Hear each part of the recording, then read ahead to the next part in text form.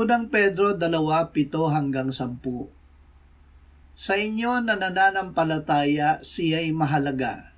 Subalit sa mga hindi nananampalataya, ang batong itinakwil ng mga tagapagtayo ng bahay ay siyang naging puno ng panulok at isang batong nagpapatisod sa kanila at malaking bato na nagpabagsak sa kanila. Sila'y natitisod dahil sa pagsuway sa salita na dito naman sila itinalaga.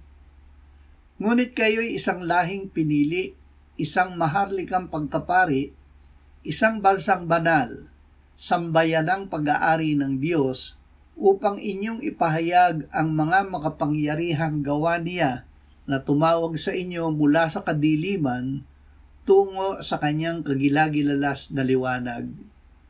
Noon ay hindi kayo bayan, ngunit ngayon bayan kayo ng Diyos.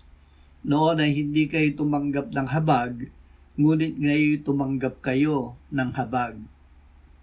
Sambayanang pag-aari ng Diyos. Ibinigay ni Jesus ang kanyang sarili para sa atin upang ibalik tayo sa pagiging isang lahi na pinili ng Diyos noong una pa. Isang maharlikang pagkapari, isang bansang banal at sambayanang pag-aari ng Diyos. Huwag tayong matakot.